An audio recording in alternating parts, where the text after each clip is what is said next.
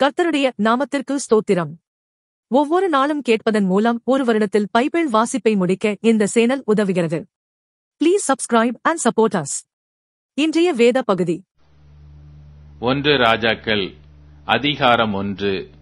தாவீது ராஜா வயது சென்று விர்த்தாபியனானபோது வஸ்திரங்களினால் அவனை மூடினாலும் அவனுக்கு அனல் உண்டாகவில்லை.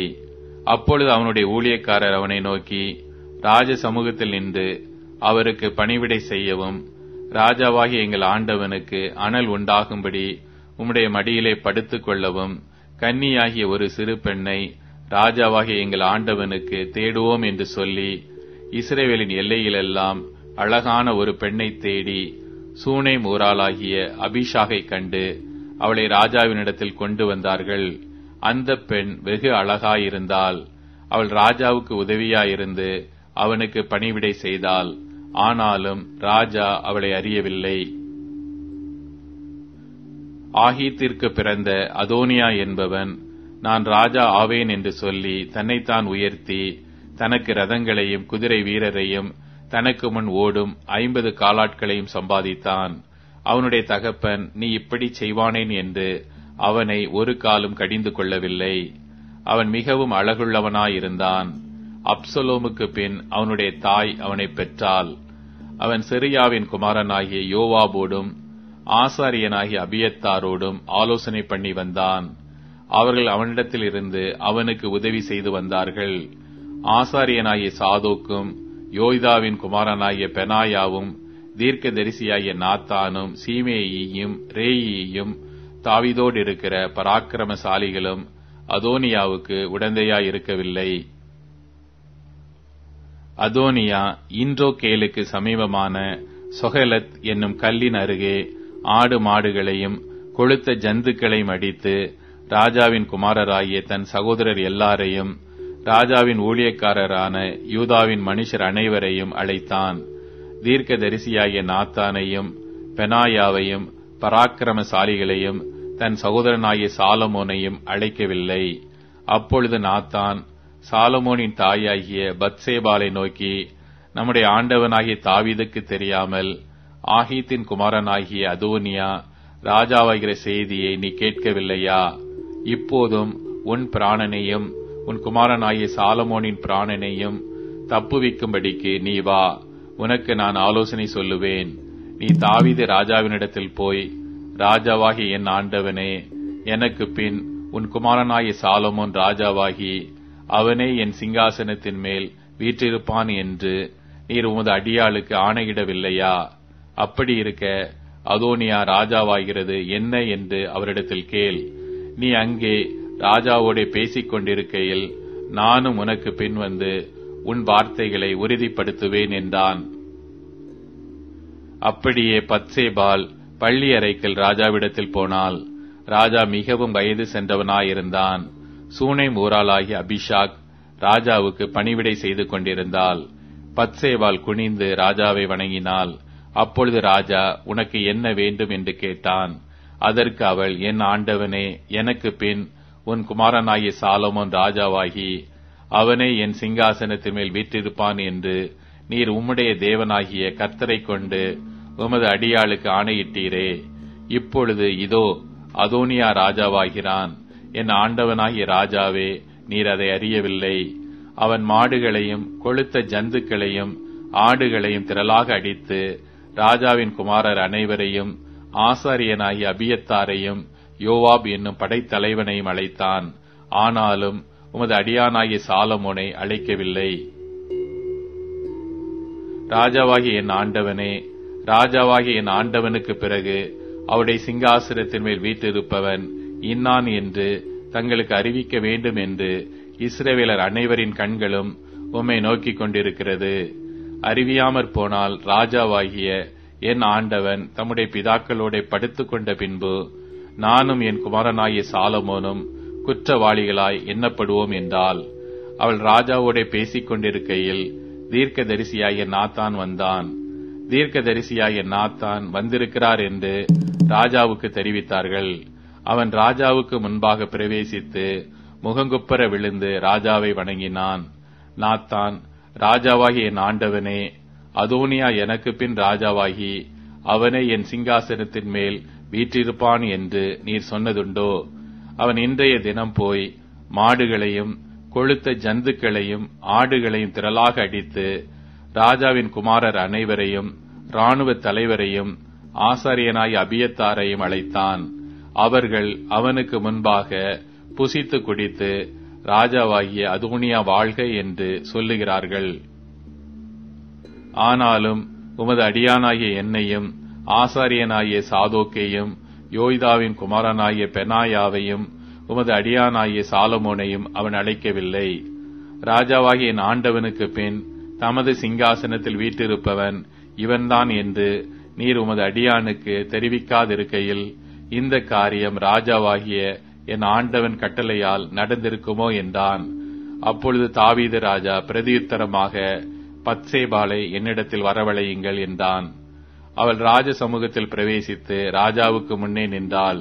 அப்பொழுது ராஜா, உன் குமாரனாகிய சாலமோன் எனக்கு பின் அரசாண்டு அவனை என் ஸ்தானத்தில் என் சிங்காசனத்தின் மேல் வீற்றிருப்பான் என்று நான் உனக்கு இஸ்ரவேலின் தேவனாகிய கர்த்தர் மேல் ஆணையிட்டபடியே இன்றைக்கு செய்து தீர்ப்பேன் என்பதை என் ஆத்துமாவை எல்லா இக்கட்டுக்கு நீங்களாக்கி மீட்ட கர்த்தருடைய ஜீவனை கொண்டு சொல்லுகிறேன் என்று ஆணையிட்டான். அப்பொழுது பத்சேபாள் தரைமட்டும் குனிந்து ராஜாவை வணங்கி, என் ஆண்டவனாகிய தாவீது ராஜா என்றைக்கும் வாழ்க என்றால். பின்பு தாவீது ராஜா ஆசாரியனாகிய சாதோக்கையும் தீர்க்கதரிசியாகிய நாத்தானையும் யோய்தாவின் குமாரன் பெனாயாவையும் என்னிடத்தில் வரவழையுங்கள் என்றான்.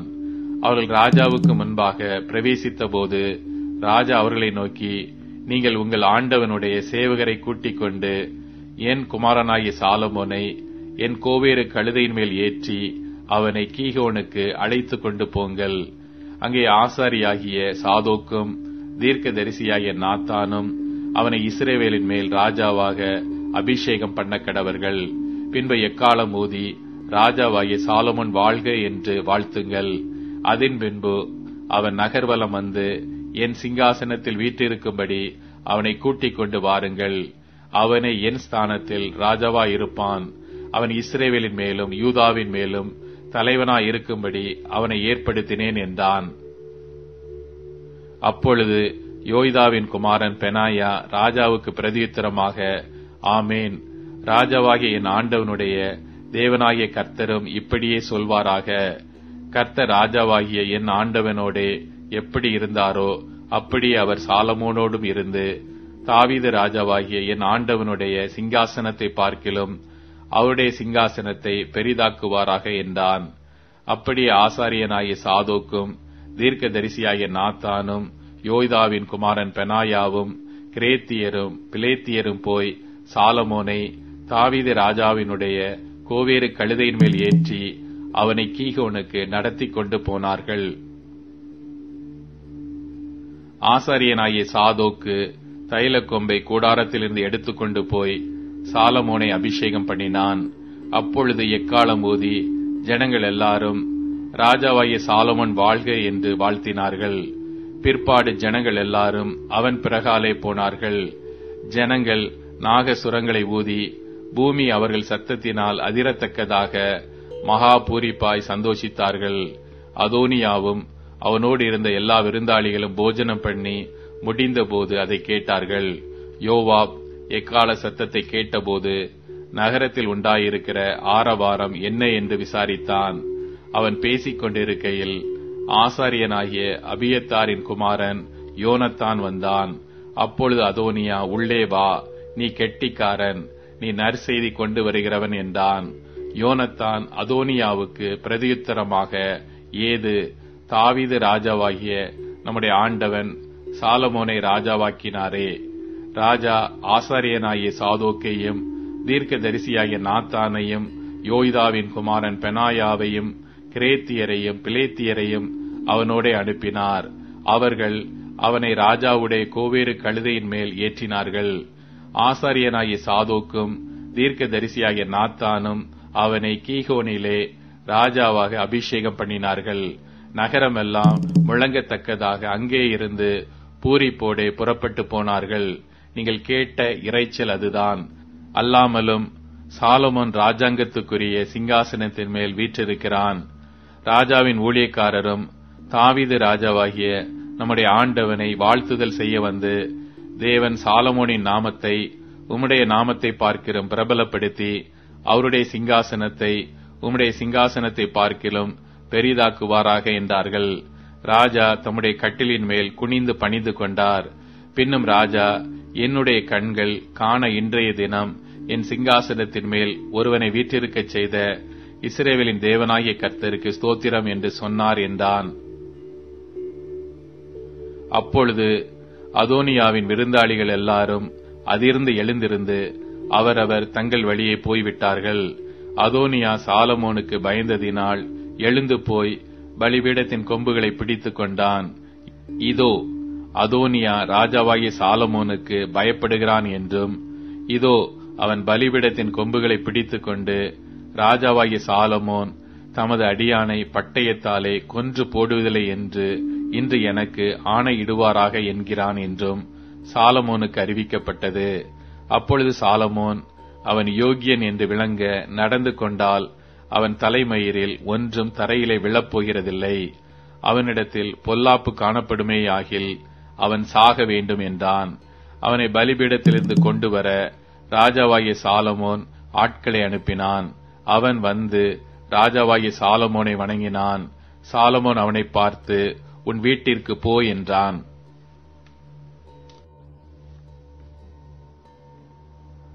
ஒன்று ராஜாக்கள் அதிகாரம் 2.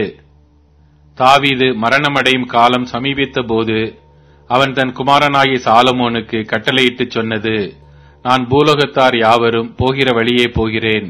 நீ திடன் கொண்டு புருஷனாயிரு.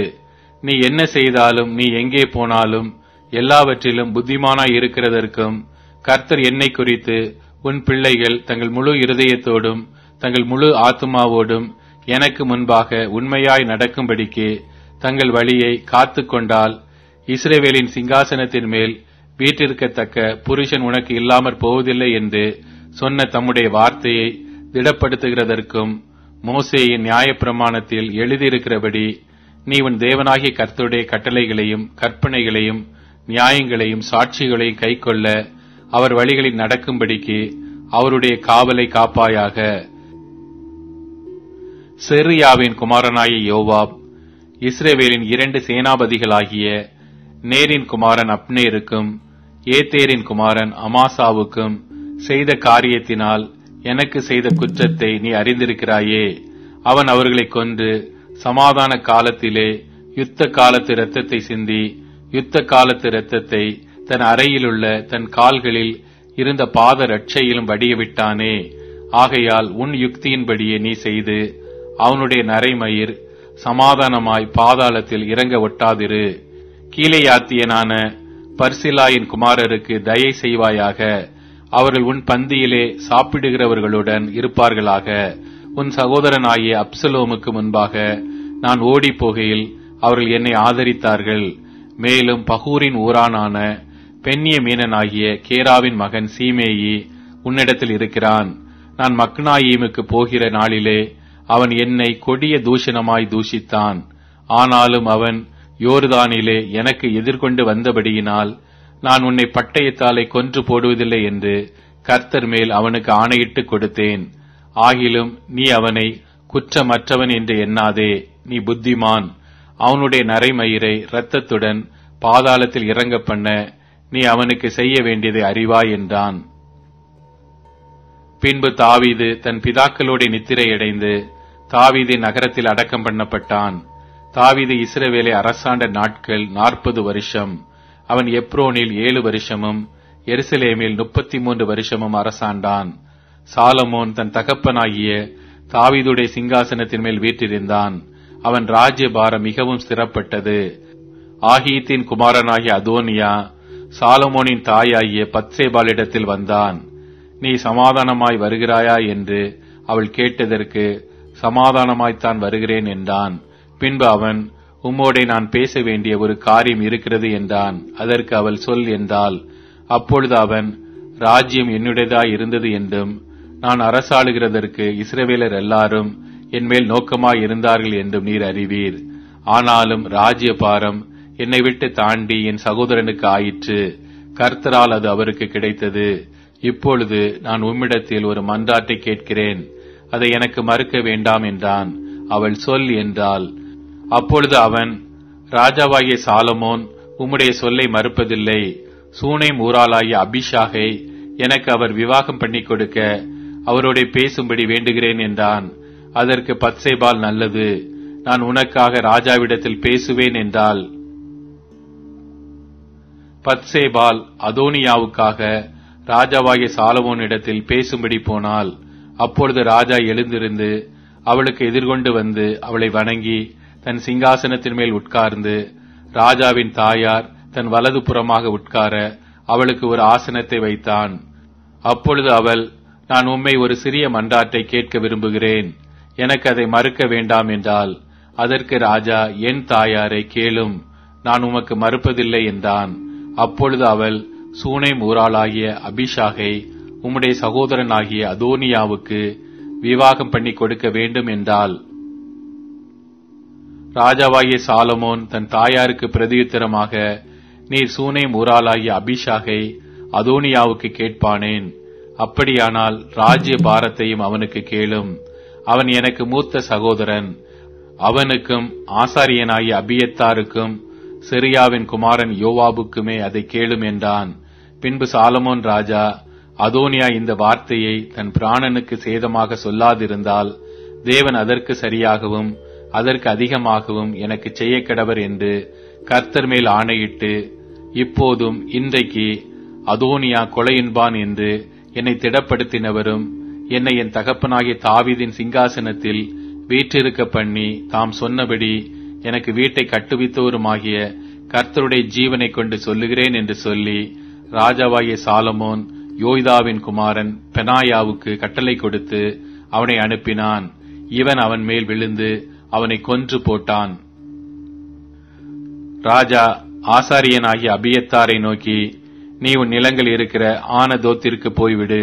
நீ மரணத்திற்கு பாத்திரவானாயிருந்தும் நீ என் தகப்பனாகிய தாவீதுக்கு முன்பாக கர்த்தராகிய ஆண்டவருடைய பெட்டியை சுமந்தபடியினாலும் என் தகப்பன் அனுபவித்த உபத்திரவத்தை எல்லாம் நீ கூட அனுபவித்தபடியினாலும் இன்றைய தினம் நான் உன்னை கொலை செய்ய மாட்டேன் என்றான். அப்படியே கர்த்தர் சீலோவிலே ஏலியின் வீட்டாரை குறித்து சொன்ன வார்த்தையை நிறைவேற்றும்படியாக சாலமோன் அபியத்தாரை கர்த்தருடைய ஆசாரியனாய் இராதபடிக்கு தள்ளி போட்டான். நடந்த இந்த செய்தி யோவாபுக்கு வந்தபோது அவன் கர்த்தருடைய கூடாரத்திற்கு ஓடிப்போய் பலிபீடத்தின் கொம்புகளை பிடித்துக் கொண்டான்.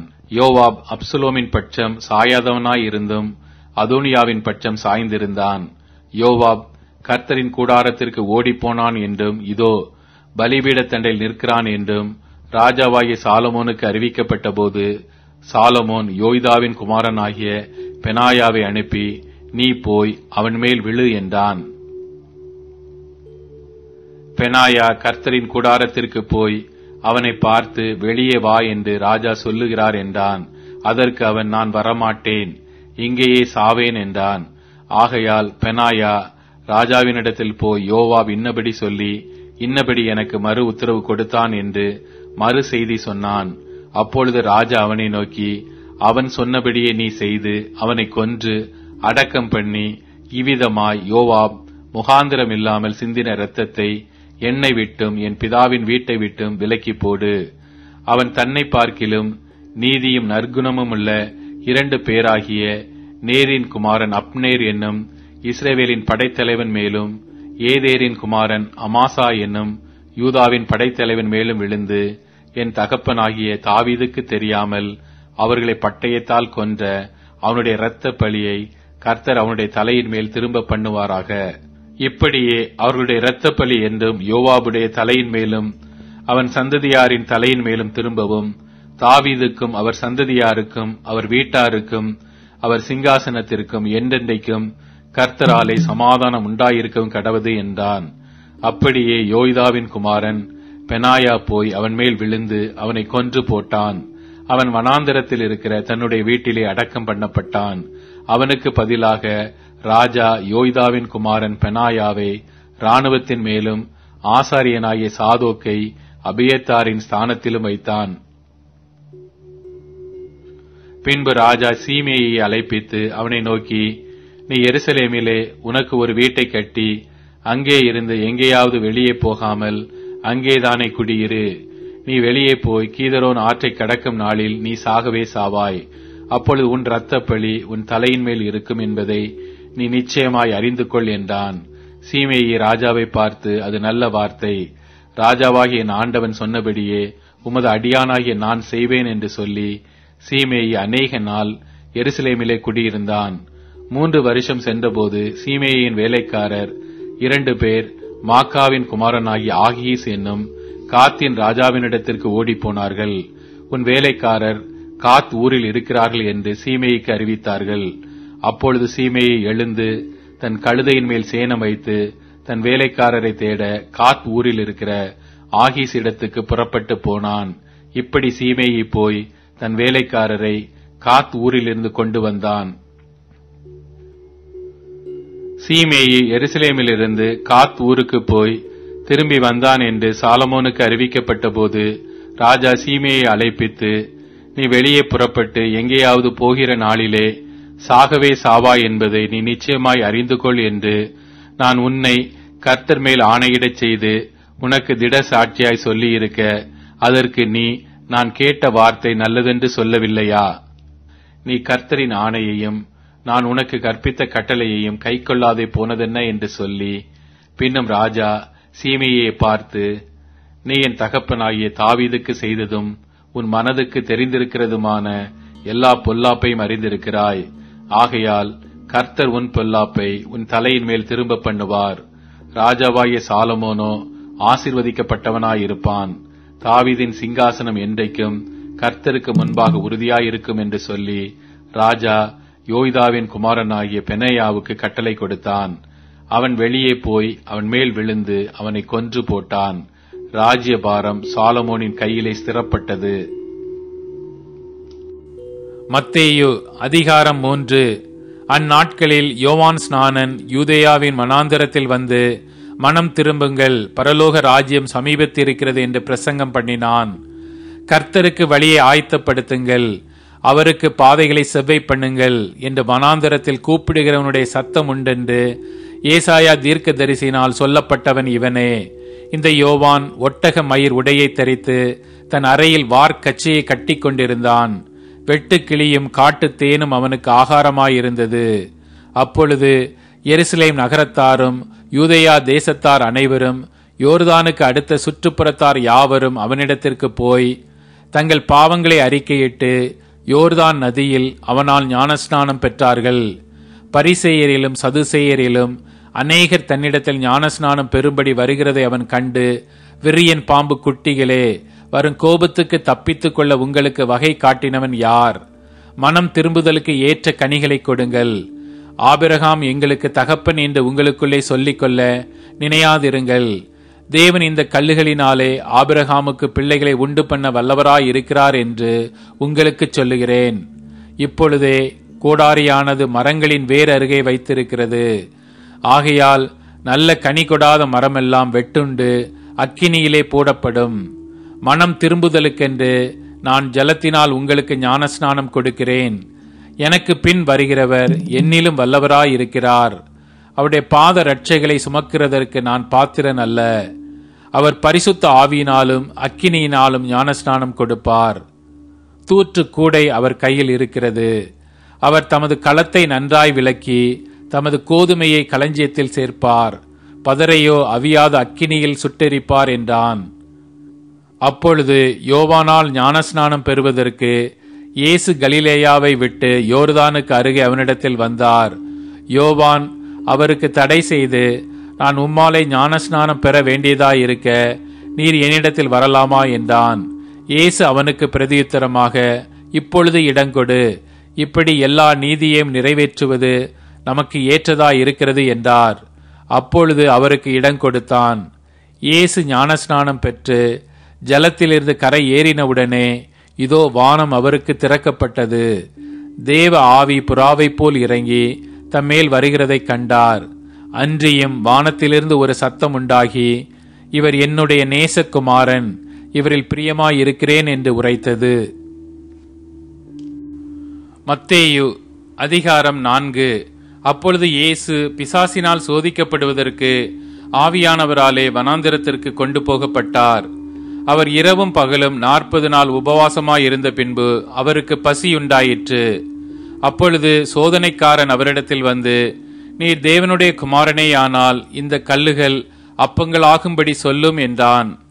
அவர் பிரதியுத்தரமாக, மனுஷன் அப்பத்தினாலே மாத்திரமல்ல, தேவனுடைய வாயிலிருந்து புறப்படுகிற ஒவ்வொரு வார்த்தையினாலும் பிழைப்பான் என்று எழுதியிருக்கிறதே என்றார்.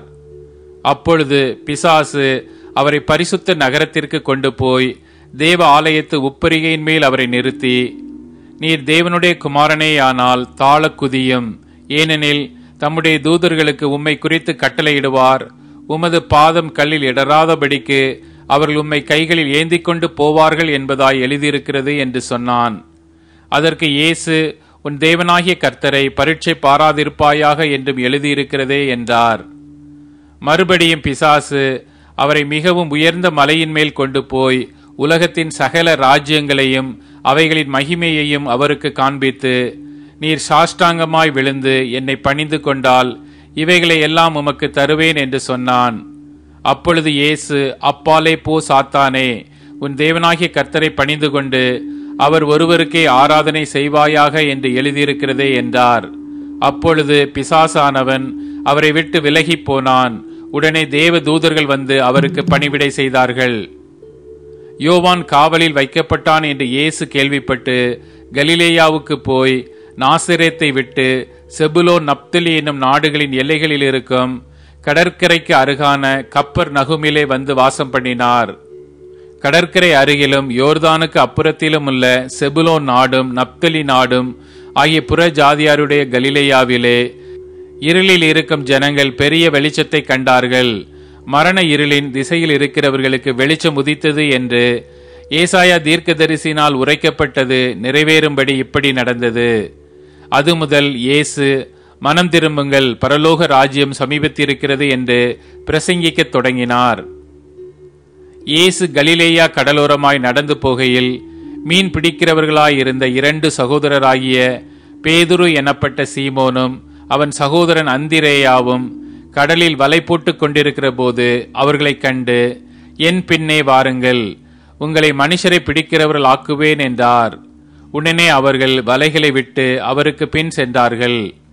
அவர் அவ்விடம் விட்டு போகையில் வேறே 2 சகோதரராகிய செபதேயுவின் மகன் யாக்கோபும் அவன் சகோதரன் யோவானும் தங்கள் தகப்பன் செபதேயுடனே படவில் இருந்து தங்கள் வலைகளை பழுது பார்த்து கொண்டிருக்கிற போது அவர்களை கண்டு அவர்களையும் அழைத்தார். உடனே அவர்கள் படவையும் தங்கள் தகப்பனை விட்டு அவருக்கு பின் சென்றார்கள். பின்பு இயேசு கலிலேயா எங்கும் சுற்றி திரிந்து அவருடைய ஜெப ஆலயங்களில் உபதேசித்து ராஜ்யத்தின் சுவிசேஷத்தை பிரசங்கித்து ஜனங்களுக்கு உண்டாயிருந்த சகல வியாதிகளையும் சகல நோய்களையும் நீக்கி சொஸ்தமாக்கினார். அவருடைய கீர்த்தி சீரியா எங்கும் பிரசித்தமாயிற்று.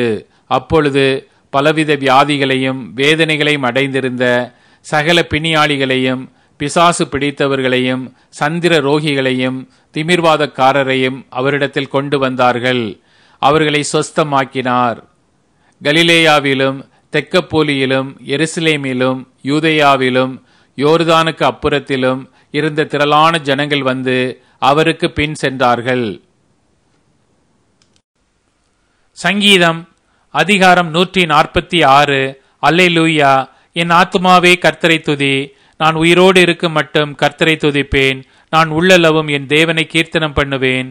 பிரபுக்களையும் இரட்சிக்க திராணி இல்லாத மனுபுத்திரரையும் நம்பாதேயுங்கள். அவனுடைய ஆவி பிரியும், அவன் தன் மண்ணுக்கு திரும்புவான். அந்நாளிலே அவன் யோசனைகள் அழிந்து போம். யாக்கோபின் தேவனை தன் துணையாக கொண்டிருந்து தன் தேவனாகிய கர்த்தர் மேல் நம்பிக்கையை வைக்கிறவன் பாக்கியவான். அவர் வானத்தையும் பூமியையும் சமுத்திரத்தையும் அவைகளிலுள்ள யாவையும் உண்டாக்கினவர். அவர் என்றென்றைக்கும் உண்மையை காக்கிறவர். அவர் ஒடுக்கப்பட்டவர்களுக்கு நியாயம் செய்கிறார். பசியாய் இருக்கிறவர்களுக்கு ஆகாரம் கொடுக்கிறார். கட்டுண்டவர்களை கர்த்தர் விடுதலையாக்குகிறார். குருடரின் கண்களை கர்த்தர் திறக்கிறார். மடங்கடிக்கப்பட்டவர்களை கர்த்தர் தூக்கி விடுகிறார். நீதிமான்களை கர்த்தர் சிநேகிக்கிறார். பரதேசிகளை கர்த்தர் காப்பாற்றுகிறார். அவர் திக்கற்ற பிள்ளையையும் விதவையையும் ஆதரிக்கிறார். துன்மார்க்கரின் வழியையோ கவிழ்த்து போடுகிறார். கர்த்தர் சதா காலங்களிலும் அரசாளுகிறார். சீயோனே, உன் தேவன் தலைமுறை தலைமுறையாகவும் ராஜரீகம் பண்ணுகிறார். அல்லேலூயா. இப்போது tune in, Spotify, Amazon music மற்றும் யூடியூப் மியூசிக் ஆகியவற்றில் நமது பைபிள் 365 சேனல் கிடைக்கிறது. ஃபாலோ பண்ணுங்க.